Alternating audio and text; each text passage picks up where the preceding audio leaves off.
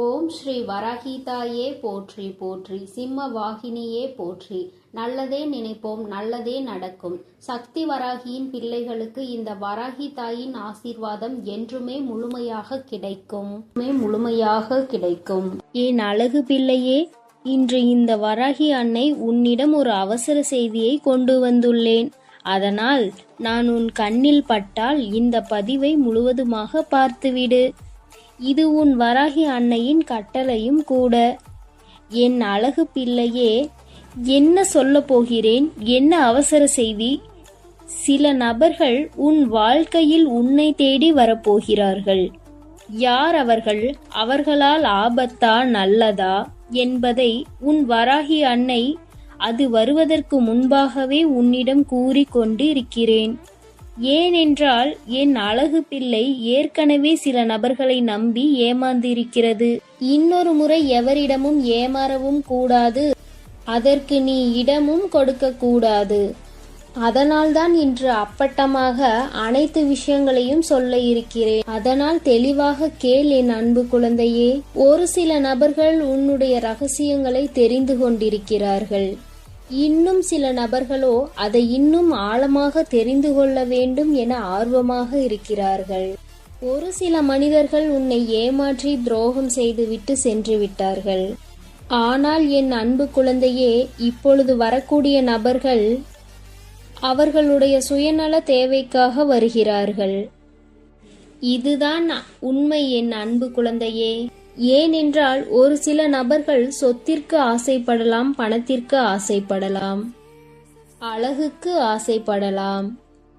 ஆனால் இந்த உலகத்தில் உண்மையான அன்பும் இருக்கிறது. ஆனால் சிலர் இந்த 3 விஷயங்களும் இல்லை என்றால், பணம், அழகு, சொத்து, இவை இல்லை என்றால் பிறரை மதிப்பதில்லை. ஆனால் என் அன்பு பிள்ளைக்கு இப்பொழுது சிறு பிரச்சனை என்னவென்றால், சொத்து பணம் என்று ஒரு பக்கம் இருந்தாலும் யாராவது நமக்கு ஆறுதல் சொல்லிவிட மாட்டார்களா என்று என் அன்பு பிள்ளை தனிமையில் தவித்துக் கொண்டிருக்கிறது. அந்த தருணத்தில் உண்மையாக அன்பு காமிப்பதற்கும் பொய்யாக அன்பு காமிப்பதற்கும் வித்தியாசம் தெரியாமல் நீ வாழ்ந்து கொண்டிருக்கிறாய். அதற்கு காரணம், விட்டு சென்ற உறவுகள் மன குழப்பத்தையும் மனவேதனையையும் கொடுத்துவிட்டு சென்று விட்டார்கள். இப்போது எவரிடமாவது பேசினால் எனக்கு மன ஆறுதல் கிட்டிவிடுமா என சிந்திக்கும் தருணத்தில் நீ இருக்கின்றாய். இதை தெரிந்து கொண்டு பணத்திற்காகவும் சொத்திற்காகவும் பாசம் காட்டுவதற்காக உன்னை தேடி இப்பொழுது வருகிறார்கள். இதுதான் உண்மை. ஆனால் என் செல்ல பிள்ளையே, இதை நீ தவிர்த்தல் வேண்டும்.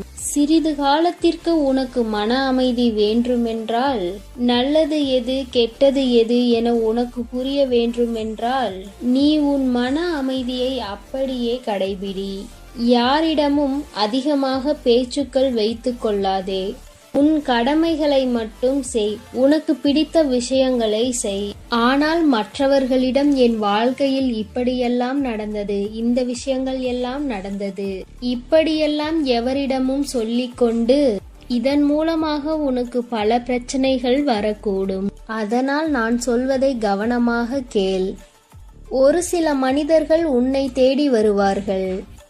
என் வாழ்க்கையிலும் கஷ்டம் ஏற்பட்டிருக்கிறது, எனக்கும் ஒரு ஆறுதல் தேவைப்படுகிறது, என் வாழ்க்கையில் எனக்கு ஒரு ஆறுதல் கிடைத்தால் நிச்சயமாக நான் முன்னேறி விடுவேன், என் வாழ்நாள் முழுவதும் நிச்சயம் நான் உங்களுக்கு உண்மையாக இருப்பேன், கடைசி வரை நான் உங்களை சந்தோஷமாக வைத்துக் கொள்வேன், வாழ்க்கை முழுவதுமே நீங்கள் கண்ணீர் சிந்த மாட்டீர்கள் என்று அன்பான வார்த்தைகளை உன்னிடம் அள்ளி கொட்டுவார்கள்.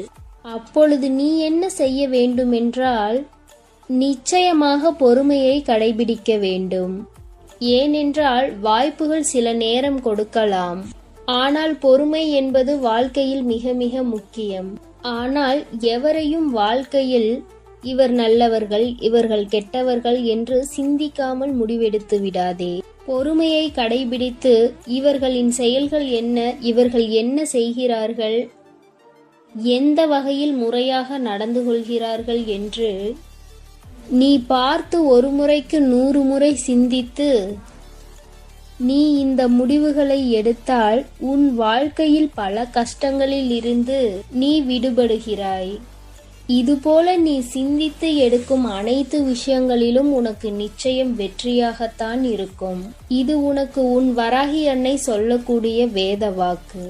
அதனால் அவசரப்பட்டு நீ எந்த ஒரு முடிவையும் எடுக்கக்கூடாது.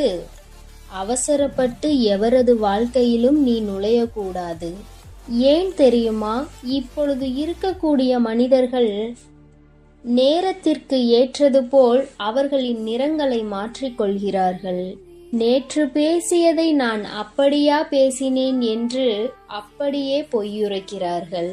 இதனால் மனிதர்களின் குணமானது நிமிடத்திற்கு ஒரு முறை மாறிக்கொண்டே இருக்கிறது. அதனால் நான் சொல்வதை நீ புரிந்து கொள். யார் என்ன வேண்டுமென்றாலும் சொல்லட்டும், செய்யட்டும், அதற்காக எல்லாம் நீ கவலைப்படாதே. ஆனால் உன் வராகி அம்மா சொல்வது உன் வாழ்க்கையில் நடக்கும், இது நடந்தே தீரும். இது என்னுடைய சத்திய வாக்கு. இன்னும் 1 மாத காலகட்டத்திலோ 2 மாத காலகட்டத்திலோ இவை அனைத்துமே உன் வாழ்க்கையில் நடக்கப் போகிறது. அதனால்தான் முன்னெச்சரிக்கையாக ஒரு சில மனிதர்களிடம் அதிகமாக பேசாதே, ஒரு சில மனிதர்களிடம் ஆழமாக பழகாதே. அதேபோல் மற்றவர்களிடமிருந்து நீ எதையும் எதிர்பார்க்காதே. நீ எதிர்பார்ப்பது அந்த இடத்தில் கிடைக்கவில்லை என்றால்தான் உனக்கு வாழ்க்கையில் கஷ்டம், துன்பம், துயரம், ஏமாற்றம் என இவை அனைத்தும் அதிகமாக ஏற்படுகிறது. சில விஷயங்கள் நான் சொல்வது உனக்கு கசப்பாக இருக்கும், கடைபிடிக்க வேண்டும் என்பது கடினமாக இருக்கும். ஆனால் அந்த கடினத்தை சுலபமாக எடுத்துக்கொண்டு நீ அதை கடைபிடித்தாய் என்றால் நிச்சயம் உன் வாழ்க்கை என்பது மகிழ்ச்சியாகவும் அமையும். அதேபோல் மற்றவர்களிடம் நீ கையேந்தும் நிலைக்கும் ஆளாக மாட்டாய். அதேபோல் மற்றவர்கள் உனக்கு உதவி செய்வார்களா என்ற எண்ணமும் உனக்கு இயலாது. அதனால் உன்னை தேடி வரும் நபர்களிடம் நீ அளவோடு நடந்து கொள். இதற்கு முன் அளவு மீறி நடந்ததால் தான் பல பிரச்சனைகளை சந்தித்தாய். இனி உன் பிரச்சனைகளை நீ எப்படி சமாளிக்கின்றாயோ அதை பொறுத்தே உன் வாழ்க்கை அமையும். காரணம் என்ன தெரியுமா? நல்லது எது, கெட்டது எது, எதிரிகள் யார், துரோகிகள் யார், ஏமாற்றுபவர்கள் யார் என்பதையும் நான் உனக்கு தெளிவாக சொல்லி இருக்கிறேன். நீயும் அதை கண்கூடாக பார்த்திருக்கிறாய். பிறகு செய்த தவறையே திருப்பி செய்யக்கூடாது.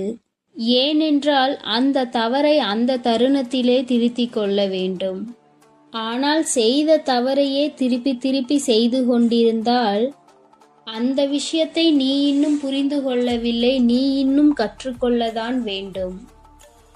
ஏனென்றால் நம் வாழ்க்கையில் கஷ்டகாலம் வருகிறது என்றால் நம்மை ஒரு மனிதனாக மாற்றுவதும் உணர்த்துவதும் இந்த கஷ்டகாலம்தான்.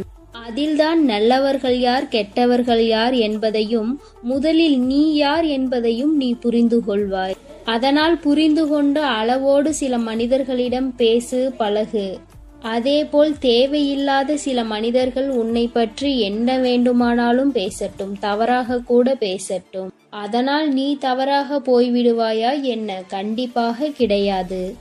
அப்படி நீ தவறாக இருந்தால் உன் தாயின் வார்த்தைகள் உன் செவிகளில் எட்டுமா? அப்படி கிடையவே கிடையாது. நீ புண்ணியம் செய்த குழந்தை, உன் தாய்க்கு மிகவும் பிடித்த குழந்தை. ஒவ்வொரு முறையும் நான் உனக்கு உதவி செய்கின்றேன். உன் உள்ளத்தை தேடி, உன் இல்லத்தை தேடி, இந்த மண்ணுலகை தேடி ஒவ்வொரு முறையும் நானே வந்து உனக்கு உதவி செய்து கொண்டிருக்கிறேன். கெட்ட எண்ணம் உள்ளவர்கள், அதேபோல் மற்றவர்களுக்கு கெடுதல் நினைக்கக்கூடியவர்களுக்காகவா நான் வருவேன்? அப்படி ஒருபொழுதும் கிடையாது. உன் நல்ல மனதிற்காகவும் உன் நல்ல எண்ணங்களுக்காகவும் தான் நான் உன்னை தேடியும் உன் இல்லத்தை தேடியும் இந்த மண்ணுலகை தேடியும் வந்திருக்கிறேன். உன் வாழ்க்கை முழுவதும் சந்தோஷத்தை கொடுத்து தூற்றியவர்கள் முன்னாலும் தூற்றாதவர்களின் முன்னாலும் அனைவரின் முன்னாலும் நிச்சயமாக உன்னை போற்றும் அளவிற்கு நான் வாழ வைப்பேன். ஆனால் நான் சொல்லக்கூடிய பாதை கடினமாகத்தான் இருக்கும். அந்த பாதையை நீ சரியாக பயன்படுத்தி கொண்டால் நிச்சயம் அதில் உனக்கு வெற்றி கிடைக்கும். நீ அதில் முன்னேறுவாய். பல பேர் உன்னை போற்றும்படியாக நீ அதில் வாழ்வாய். அதேபோல் உன் வராகி அன்னையின் பேச்சை நம்பி நான் சொல்லக்கூடிய பாதையில் நீ சென்றாய் அல்லவா, அதற்கான பலன் உனக்கு அதிகமாக இருக்கும். அதனால் சிறு கஷ்டத்தை கண்டு நான் சொல்லக்கூடிய பாதையில் செல்லாமல் விட்டு விடாதே. கஷ்டத்தை பார்த்து பயந்து கொண்டே நம் வாழ்க்கையில் நாம் இருந்தோமானால் எதையும் சாதிக்கவும் முடியாது, எதையும் கற்றுக்கொள்ளவும் முடியாது. அதனால் கஷ்ட காலங்களில் நல்ல பாடங்களை கற்றுக்கொள். அதேபோல் சந்தோஷமான காலகட்டத்தில் அதை எப்படி கையாளுவது என்பதை கற்றுக்கொள். வாழ்க்கையில் கற்றுக்கொள்ள நீ முன்னேறி கொண்டே இருப்பாய். உன்னை பற்றி விமர்சனம் செய்தவர்கள் எல்லாம் பின்னால் போய்கொண்டே இருப்பார்கள். அதனால் நான் சொல்வதை அப்படியே கடைபிடி என் அழகு பிள்ளையே.